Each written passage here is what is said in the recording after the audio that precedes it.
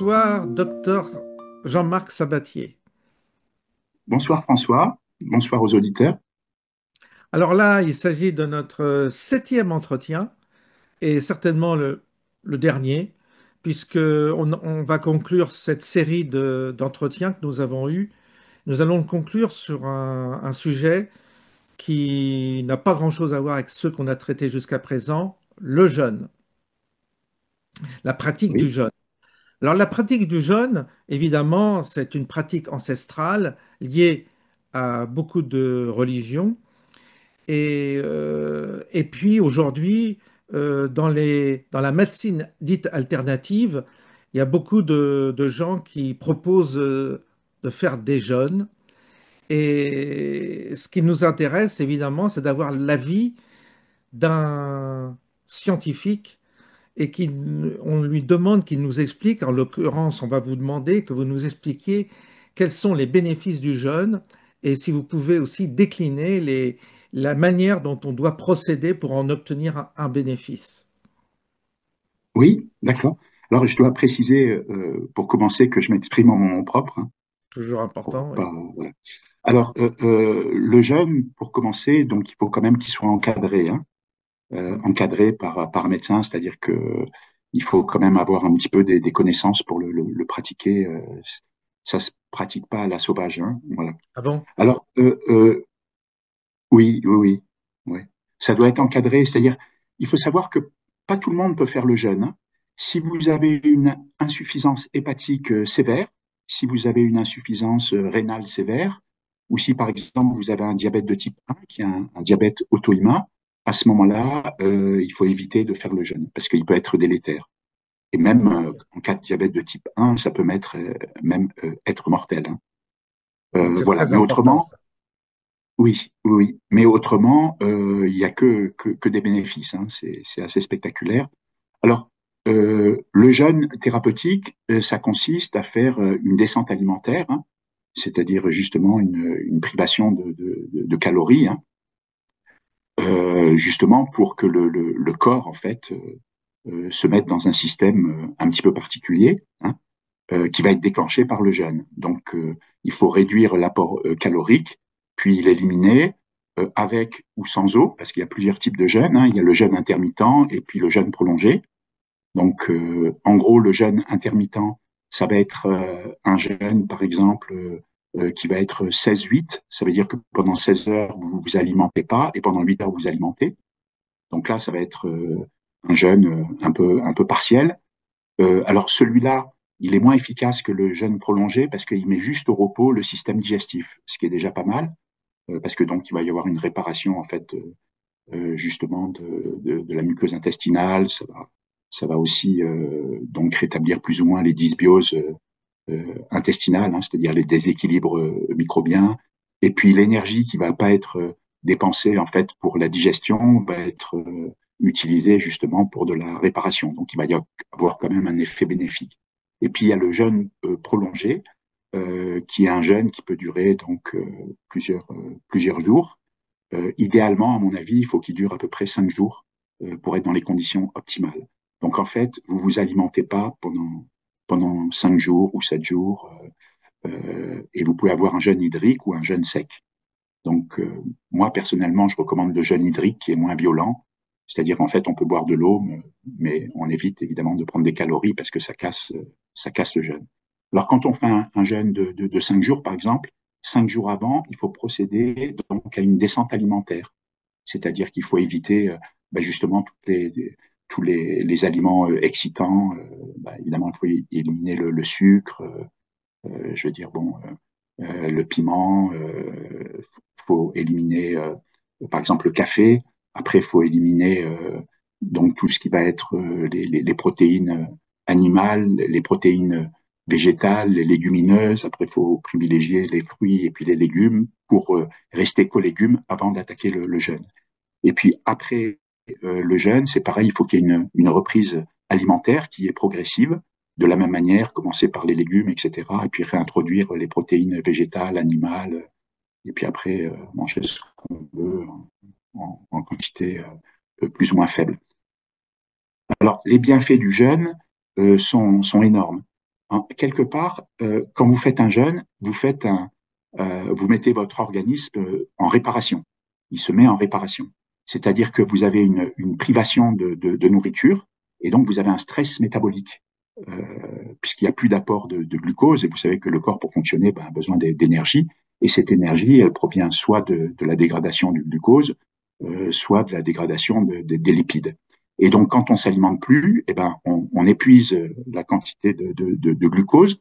Après, en 12 à 24 heures, on épuise les réserves de glycogène, donc qui est une forme de stockage donc, du sucre. Et à ce moment-là, on commence à consommer des lipides.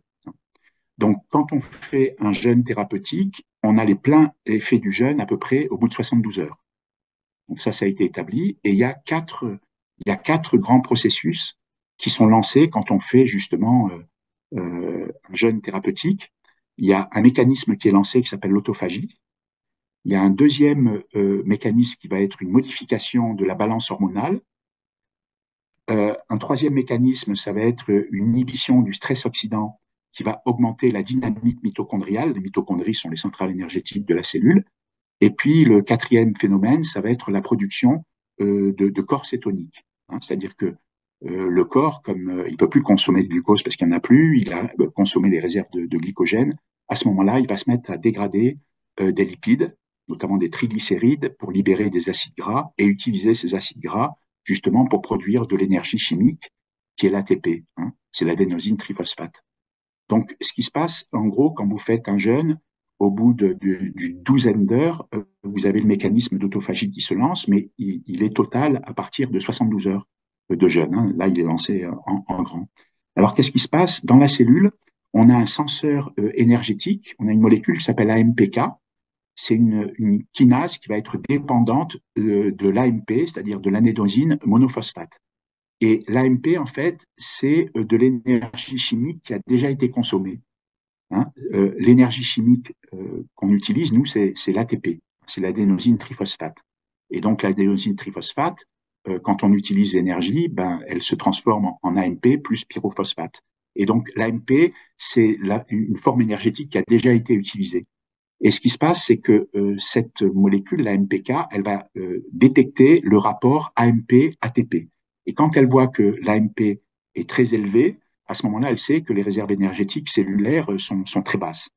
Et à ce moment-là, elle va phosphoryler, hein, puisque c'est une kinase, c'est une enzyme qui va phosphoryler des protéines, notamment deux protéines, et ça va inhiber deux voies importantes cellulaires. Il y en a une qui s'appelle mTOR et une qui s'appelle IGF-1. Donc, la voie mTOR, c'est une voie très importante, en fait, dans la cellule, parce qu'elle va contrôler tout ce qui se passe dans la cellule.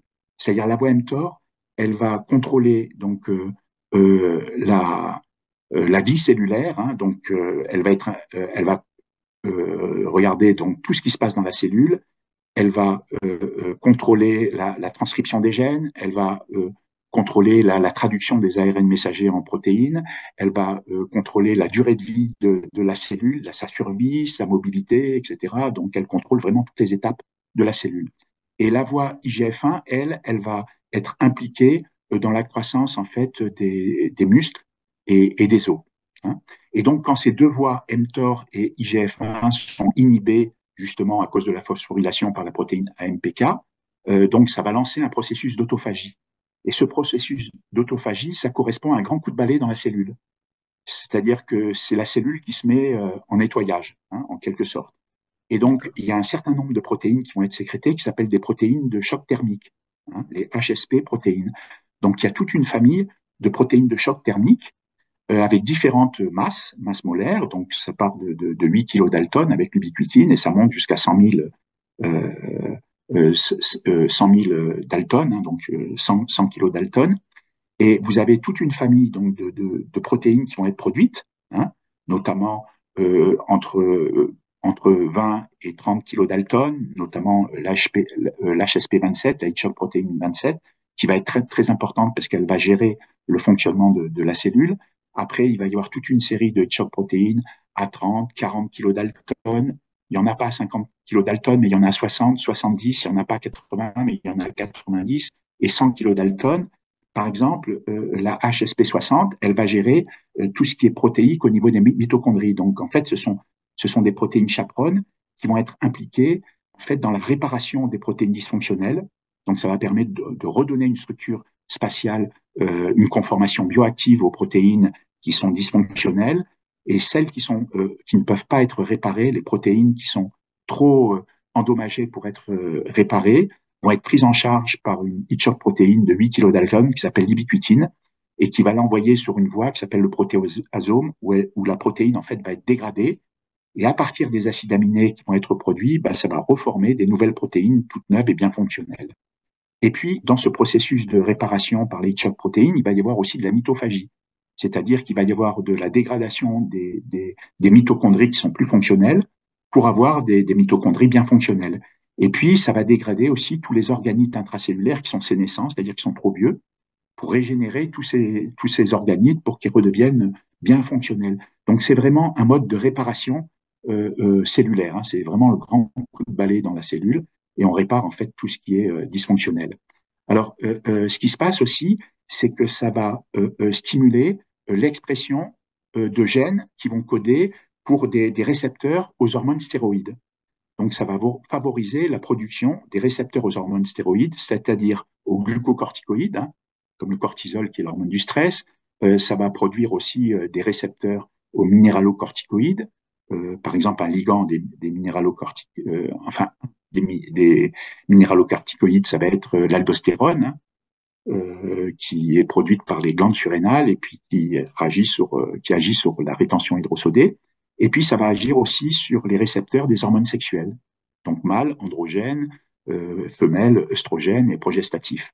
Et puis, parallèlement, ça va aussi stimuler le système immunitaire, notamment les macrophages. Donc, il y a plein de choses qui se passent au niveau de l'organisme quand on fait un jeûne et quand le mécanisme d'autophagie est lancé. Alors, ce mécanisme d'autophagie, il est entièrement piloté par le système rénine-angiotensine puisque quand on utilise des bloqueurs du récepteur AT1R, on bloque le processus d'autophagie. Hein. Mais ce processus d'autophagie, il est contrôlé par un autre récepteur qui s'appelle AT2R, qui fait aussi partie du système rénine-angiotensine et qui agit en tandem avec AT1R. Et le récepteur AT1R et le récepteur AT2R sont sensibles à l'action de l'angiotensine 2. Et l'angiotensine 2 est une hormone qui peut être bénéfique quand elle se fixe sur le récepteur AT2R et elle peut être délétère quand elle se fixe sur le récepteur AT1R. Donc bon, c'est un petit peu complexe, mais tout ça pour dire que quand on fait une privation d'aliments, hein, quand on fait un stress métabolique justement à l'organisme, à ce moment-là, on lance ce processus d'autophagie qui va être très bénéfique pour le corps parce qu'il produit tout un tas de protéines de choc thermique qui vont être très bénéfiques. Donc ces protéines de choc thermique, elles peuvent être produites aussi en dehors d'un jeûne. Hein.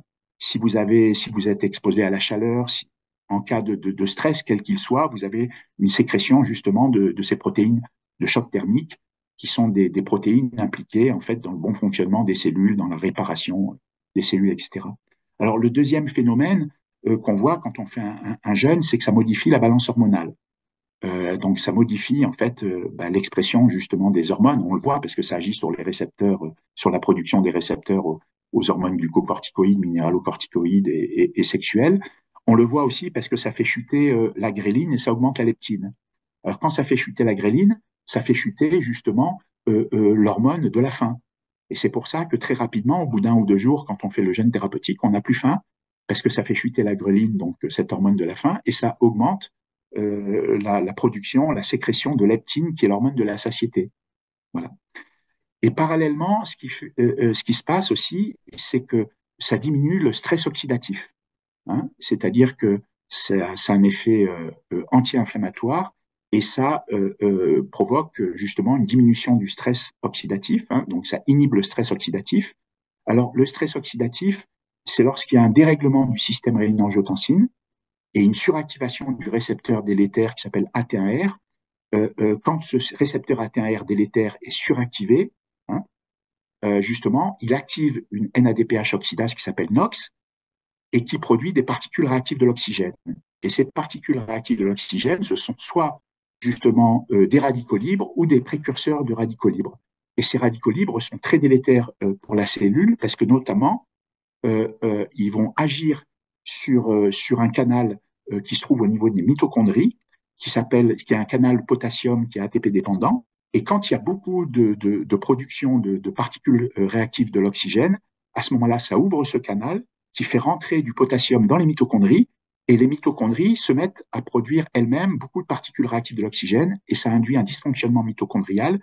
Et quand il y a un dysfonctionnement mitochondrial, ben, il y a un dysfonctionnement cellulaire aussi, parce que la mitochondrie, ben, c'est la centrale énergétique de la cellule, donc elle est extrêmement importante.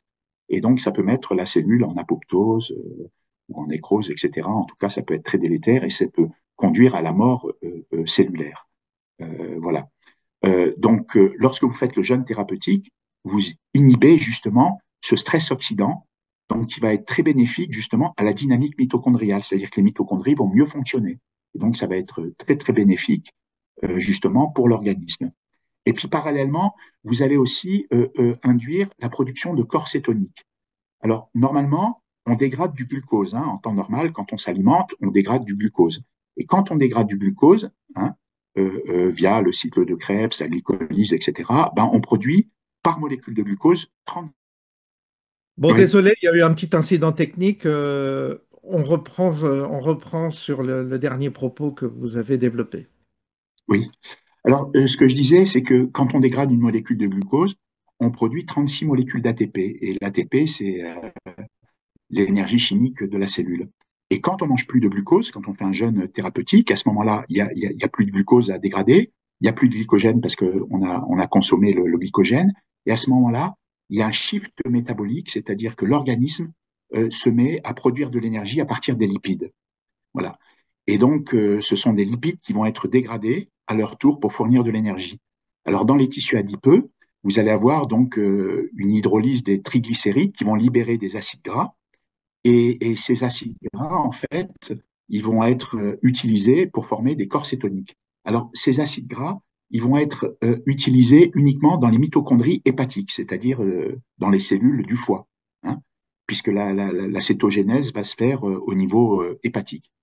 Alors, ce qui se passe, c'est que ces acides gras, qui vont être libérés par l'hydrolyse des triglycérides, ils vont rentrer dans un cycle qui s'appelle la bêta-oxydation des acides gras, c'est l'hélice de Linène.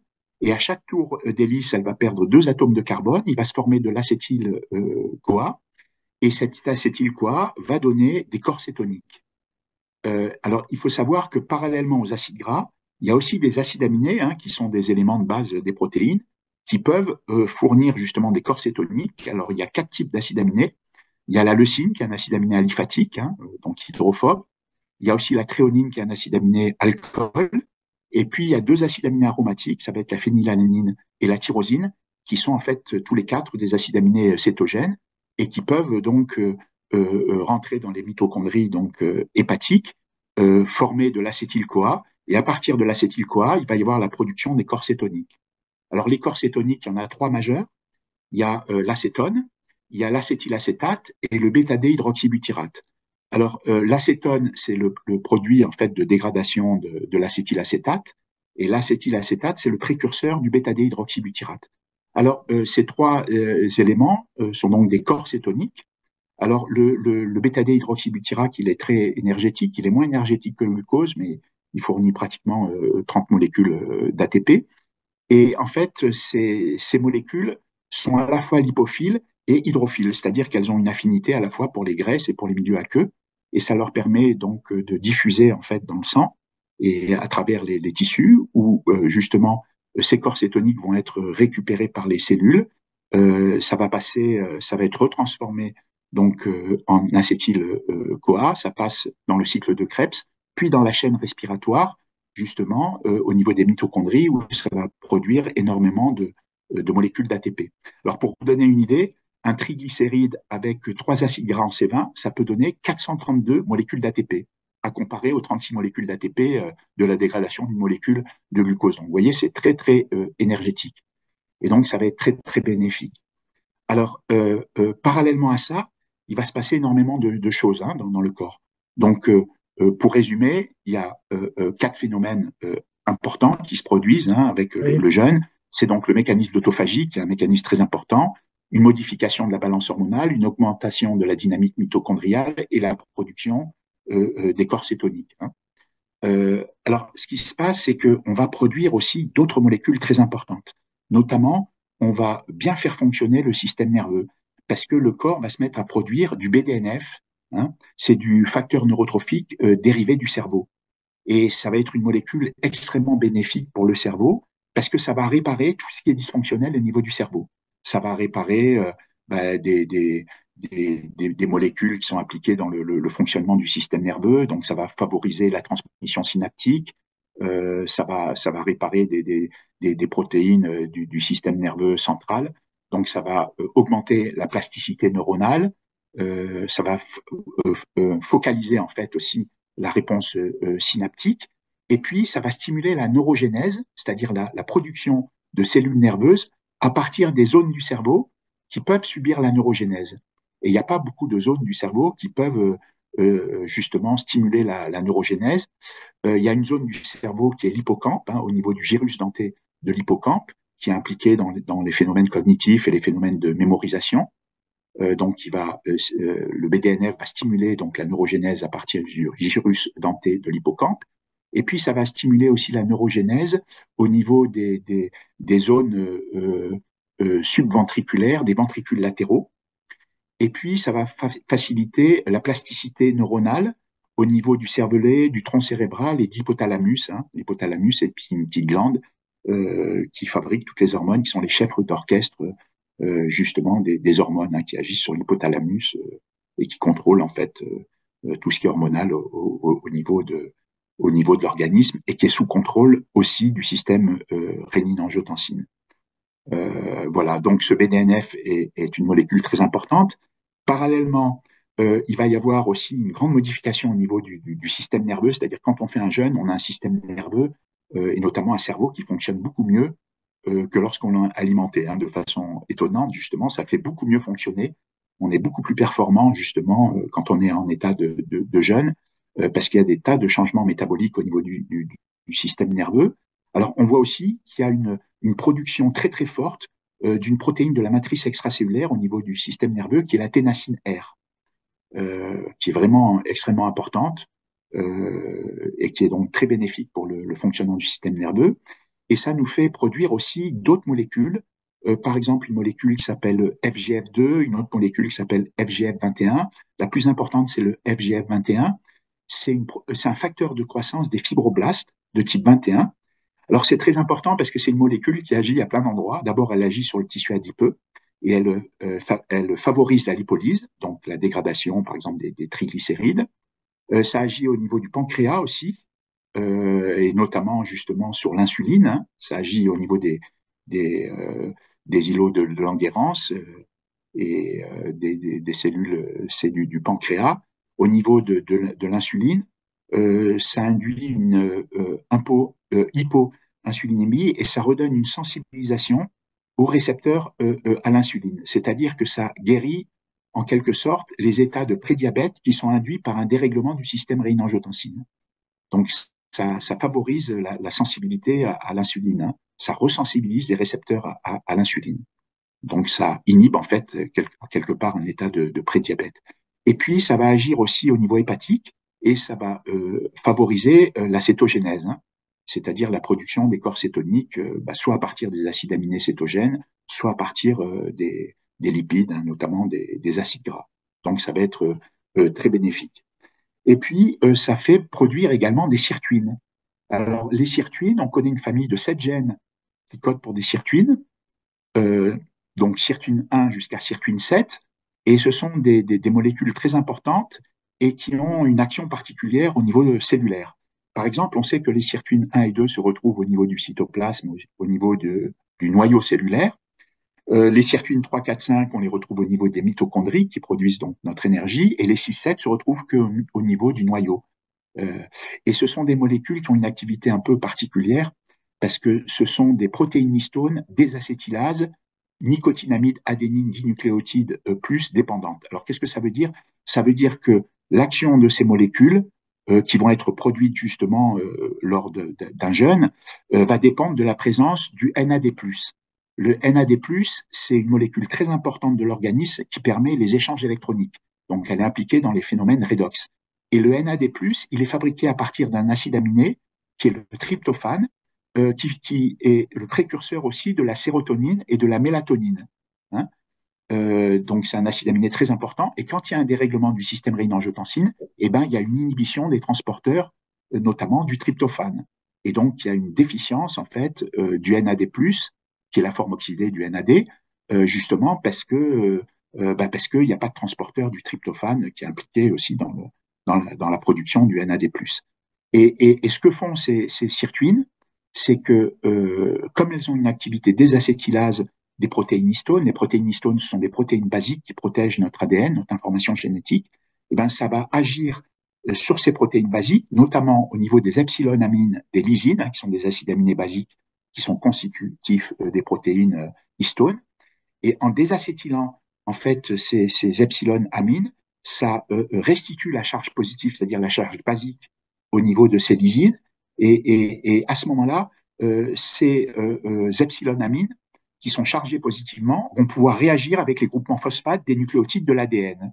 Et donc, ça va former des ponts salins, et donc ça va condenser la chromatine et ça va inhiber la transcription des gènes. Et donc, ça va avoir un effet très bénéfique. Et parallèlement, ces sirtuines, elles sont impliquées dans la longévité. Pourquoi? Parce qu'elles désacétylent aussi des facteurs de réparation de l'ADN. Et quand elles les désacétylent, à ce moment-là, elles les activent. Et donc, il y a une réparation de l'ADN qui est lancée. Et donc, ça va être très bénéfique parce que vous savez que lors de la sénescence, donc quand on vieillit, justement, eh ben, ces facteurs de réparation de l'ADN sont moins performants et il y a moins de réparation de l'ADN, ce qui fait qu'il y a plus d'erreurs, justement, au niveau des ADN, notamment au niveau des mitoses, au niveau des transcriptions des gènes, bon, qui font que c'est délétère. Et là, quelque part, ça augmente la longévité. Hein. C'est une action très, très bénéfique, justement, parce que ça permet à ces facteurs de réparation de l'ADN de bien fonctionner. Voilà, via les sirtuines. Donc, en gros, quand on fait un gène thérapeutique, il se passe plusieurs choses. Déjà, ça fait baisser la tension artérielle. Donc, ça a une activité antihypertensive qui est très bénéfique. Hein. Je rappelle que l'hypertension, elle est déclenchée justement quand on a un dérèglement du système rénine-angiotensine, puisque le récepteur AT1R qui est suractivé est pro-hypertenseur, hein, alors que le récepteur AT2R, lui, est anti-hypertenseur. Hein. Et donc, il y a un effet bénéfique sur l'hypertension, justement, du jeune. Hein. Si on a tendance à faire de l'hypertension, ben, un jeune va réguler, justement, la tension artérielle. Parallèlement, ça va inhiber l'inflammation, puisque ça a un effet anti-inflammatoire. Hein. Donc, le jeune a un effet anti-inflammatoire. Il va inhiber la sécrétion à partir des cellules de l'immunité innée des cytokines pro-inflammatoires, comme l'interleukine 1, l'interleukine 1 bêta, l'interleukine 6, l'interleukine 18, le TNF-alpha, l'interféron gamma. Donc ça va avoir un effet très bénéfique. Ça va aussi réguler les triglycérides, donc les lipides. Donc ça va favoriser l'homéostasie des lipides en régulant donc les triglycérides. Ça va faire chuter le mauvais cholestérol, donc le LDL, et ça va augmenter le bon cholestérol, les HDL. Donc vous voyez tous les effets Que des effets bénéfiques. positifs. Ah oui, oui, ça va être des effets très, très Oui, bénéfiques. alors, il y a un processus que vous avez. Alors, ils vont être largués, et puis moi aussi, des fois, on ne peut pas tout comprendre, puisqu'il faut avoir des bases en biologie pour comprendre tout ce que vous nous dites, la démonstration. Mais je la laisse volontairement, je vous laisse parler, parce que on peut tomber sur des médecins, on peut tomber sur des professionnels de santé, voire des scientifiques, qui, à travers cette vidéo, pourront, s'ils le souhaitent, évidemment, approfondir la question par rapport aux bases que vous leur proposez.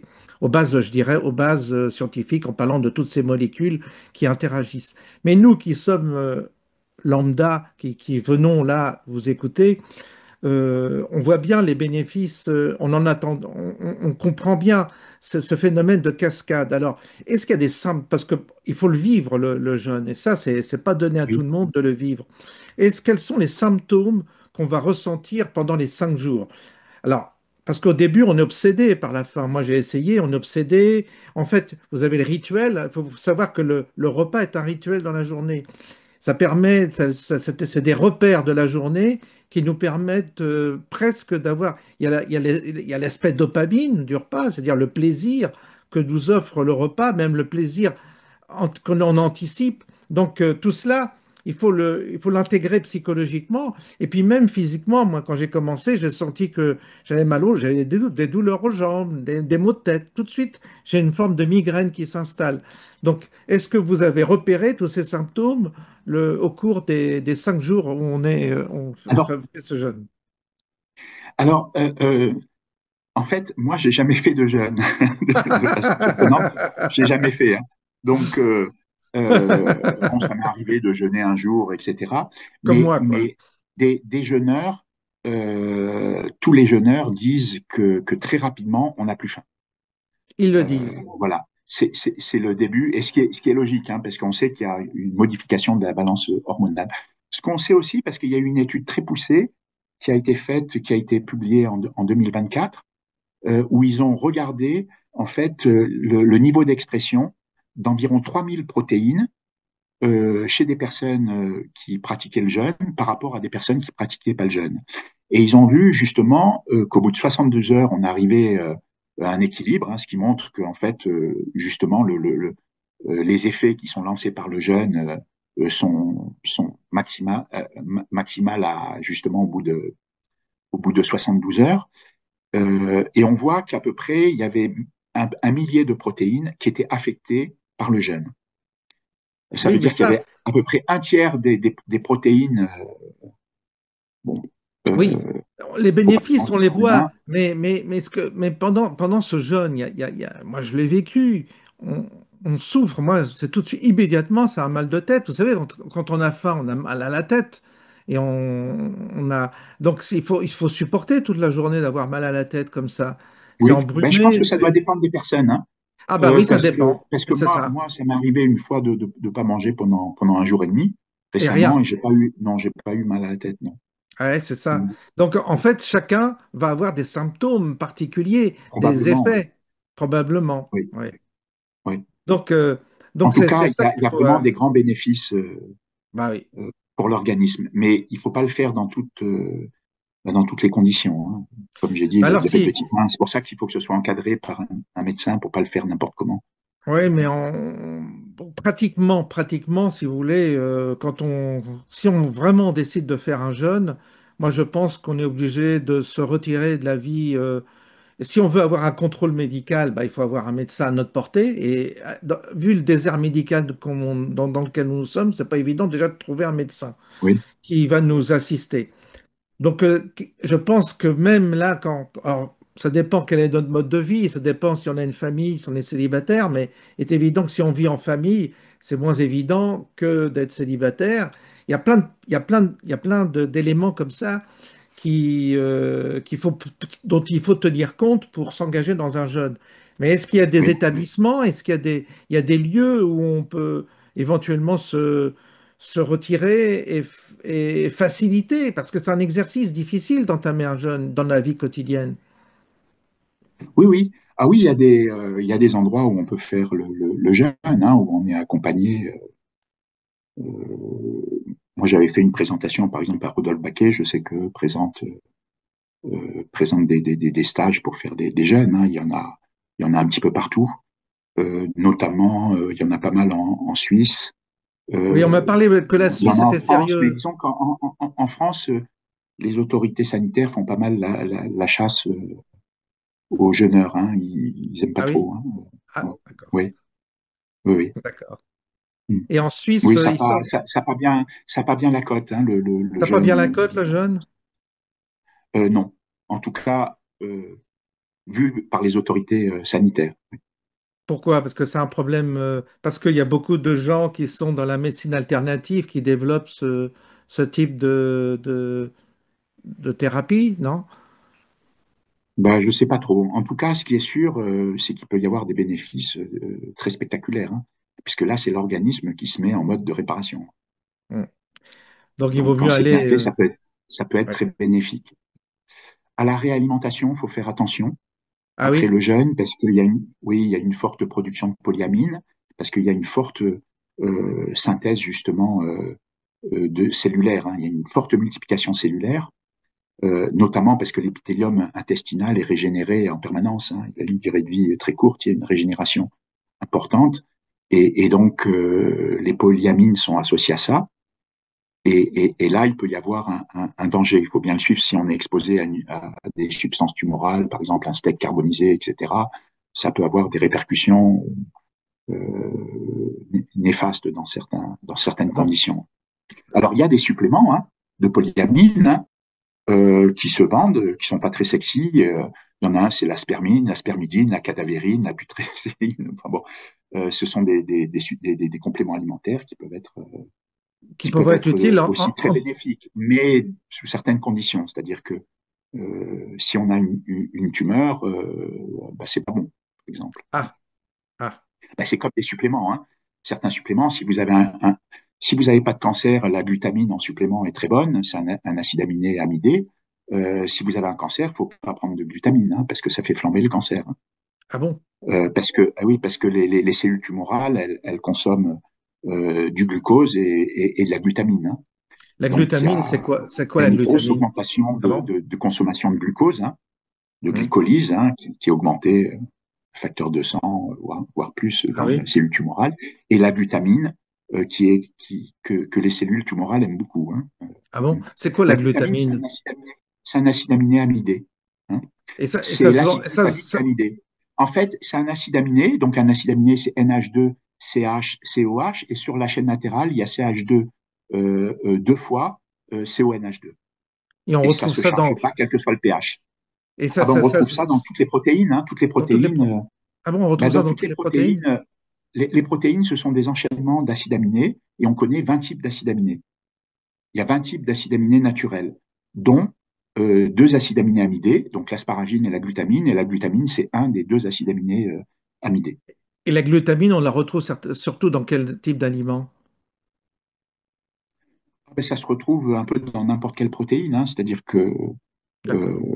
on peut les retrouver plus ou moins dans n'importe quelle protéine, puisque les protéines, ce sont des longs enchaînements en fait, d'acides aminés, ce sont des polymères d'acides aminés. Et comme il y Hmm. avait un acide aminé, bah, quand vous avez des protéines qui font plusieurs milliers de résidus d'acides aminés, bah, forcément vous avez des glutamines dedans. En l'occurrence, quand on fait un jeûne, alors donc on stoppe, on n'ingère plus de compléments alimentaires, type vitamine D, tout Ah ça, on non, n'en non, prend non. plus. Ben, c'est-à-dire que en fait, il ne faut pas apporter de calories. Hmm. Voilà. Alors, la vitamine D, normalement, elle n'est pas calorique, Oui, mais il vaut mieux laisser enfin, intuitivement, le corps se débrouiller. d'accord. C'est-à-dire le mettre en état de stress, puisqu'il lui faut un stress métabolique pour lancer tous ces processus. Et ce Alors, type de... l'autophagie, oui, l'autophagie, il est lancé aussi, pas uniquement par le jeûne. Si vous allez au sauna, vous allez faire un stress thermique. ah Si oui, vous êtes exposé au froid, vous faites un stress thermique et vous lancez des processus justement comparables au jeûne. Notamment, vous lancez des processus d'autophagie. C'est pour ça que les personnes qui se baignent dans l'eau glacée, oui, etc., c'est c'est un ça que je effet bénéfique pensais. sur le corps humain parce que c'est un stress, Ah, ça, c'est d'accord. un, Et ça, ah oui, c'est un d'accord. stress pour l'organisme. On les a D'accord. appelés les protéines de choc thermique parce que leur sécrétion, elle a été mise en évidence dans des expérimentations où on soumettait justement des animaux à des chocs thermiques. Donc on les a appelés les protéines de choc thermique. Mais si vous avez un stress métabolique, un stress tout court, ben, dans n'importe quel type de stress, en fait, vous avez une sécrétion de ces protéines de choc thermique. Et c'est plutôt positif. Ah ben c'est très bénéfique. C'est Oui. très Oui, oui. bénéfique. Ben oui, parce que ce sont des molécules qui sont impliquées dans la réparation de ce qui est dysfonctionnel. Donc ça répare les protéines qui sont dysfonctionnelles, et puis ça dégrade les organites intracellulaires qui sont trop vieux pour refabriquer des nouveaux organites cellulaires qui fonctionnent bien. Ça va détruire les mitochondries qui sont dysfonctionnelles, donc faire de la mitophagie pour refabriquer Mais des mitochondries bien choc, fonctionnelles. Donc elles sont là d'accord. pour réparer. C'est Choc thermique, ça veut dire ça peut être le chaud comme le froid. Oui, tout à fait. Oui, oui. Choc thermique, oui, C'est le oui. Si même vous êtes effet. exposé à un froid extrême ou un chaud extrême, elles sont sécrétées. D'accord, d'accord. Bah, ça, c'est intéressant à savoir. Ouais, ouais. Non, non, il y a plein de phénomènes et c'est le corps qui se met vraiment en mode de réparation, quoi.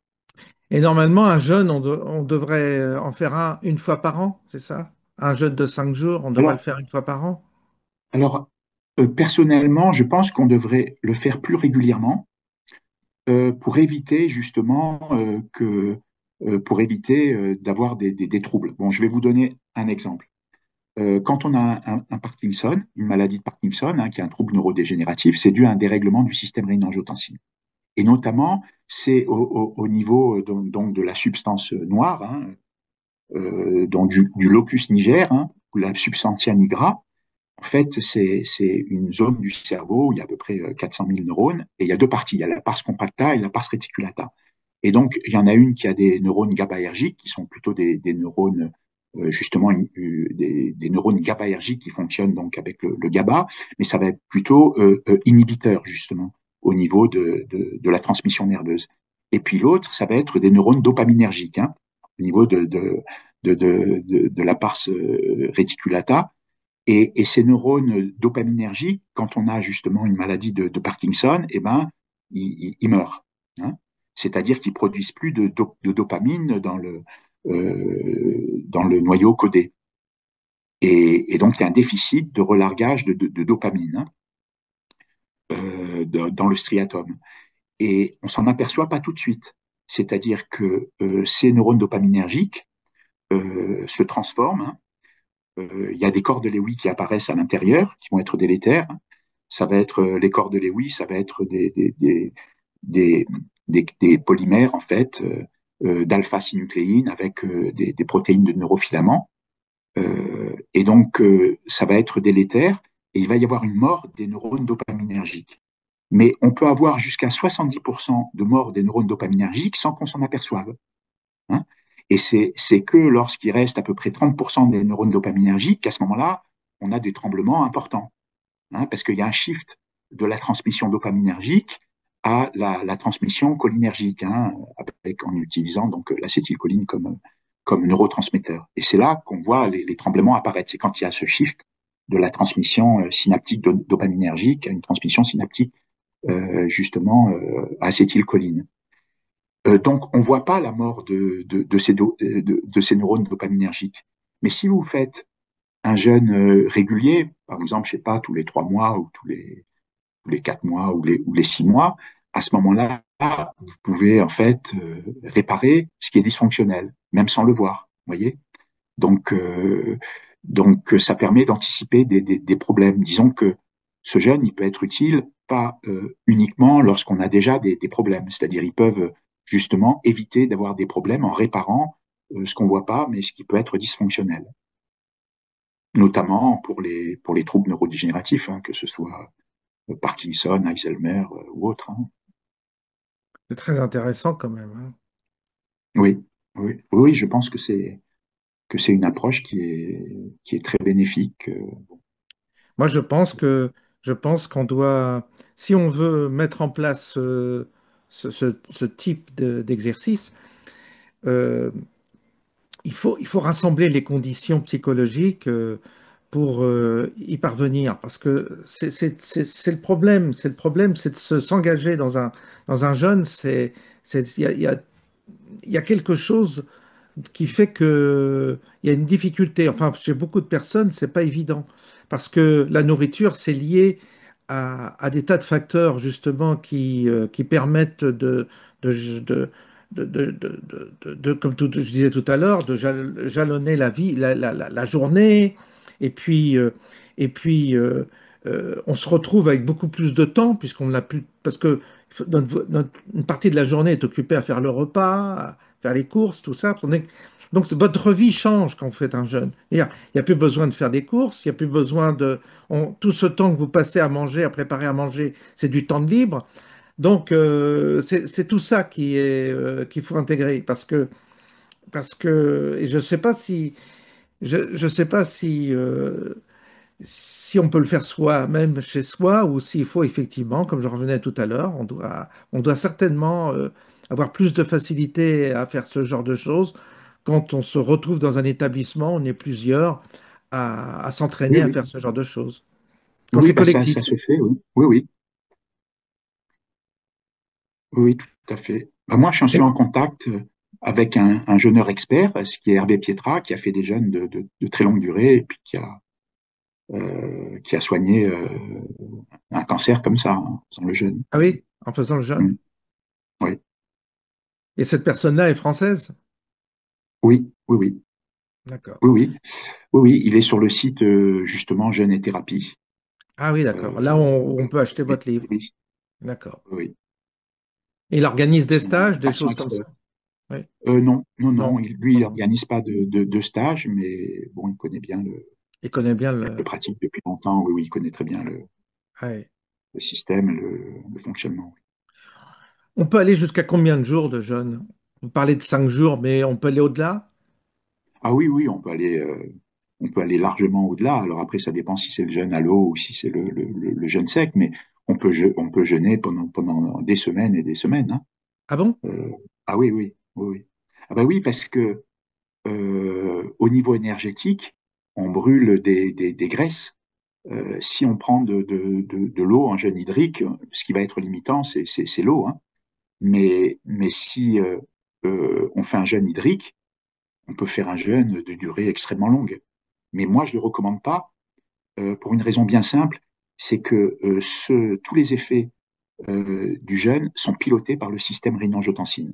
Donc le système rénin-angiotensin, bah, comme je vous l'avais dit, c'est un système qu'on retrouve sur tous nos types cellulaires, euh, que ce soit le cerveau, le système immunitaire, les cellules épithéliales, endothéliales, les histiocytes, les cellules Kupffer, on le retrouve partout.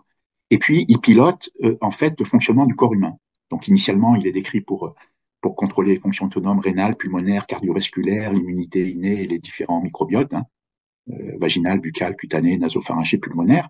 Mais en fait, il contrôle toutes les cellules. Et on sait que c'est vraiment le système rénin-angiotensin qui contrôle tous les processus liés au jeûne. Puisque quand on utilise des bloqueurs du système rénin-angiotensin, on arrête tous les phénomènes, y compris l'autophagie.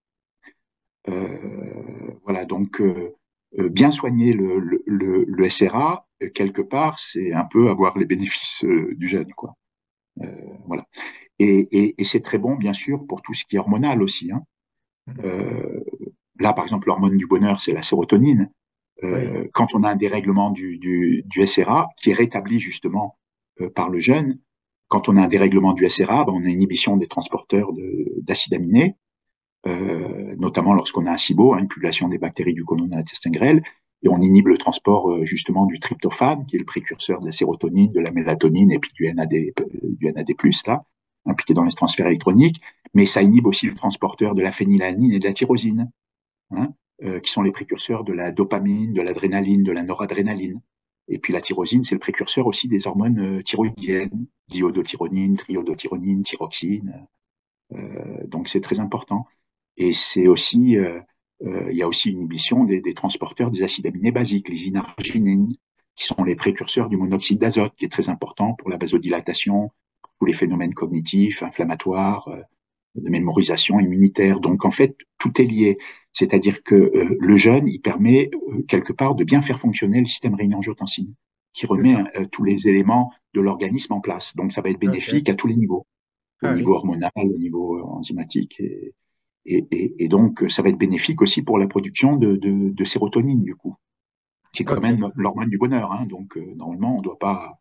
Donc, ça C'est le évite de stress, prendre hein, des. c'est le stress qui dérègle aussi le C'est système le stress qui rénin-angiotensin. dérègle le SRA, hein. Oui.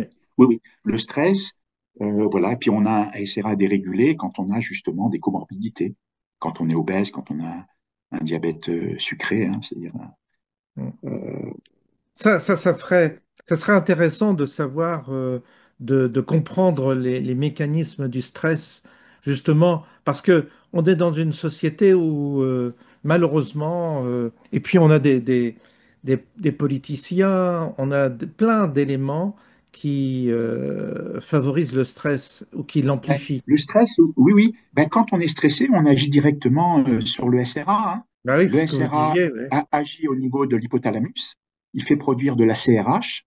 Et la CRH, elle agit au niveau de l'hypophyse. Elle fait produire de l'ACTH. Et l'ACTH agit sur les glandes surrénales pour produire le cortisol, qui est l'hormone du stress. Voilà. Voilà. Donc c'est tout à fait, c'est tout à fait prouvable que ce stress a un effet sur notre biologie et agit sur notre Ah oui, oui, santé. ah oui. Ça, maintenant, il n'y a plus de Ah doute oui, ça là-dessus. dérègle le système rénin-angiotensin, hein. Le stress, Voilà, direct. oui, Mm. il a un effet très néfaste sur l'homéostasie du système rénin-angiotensin.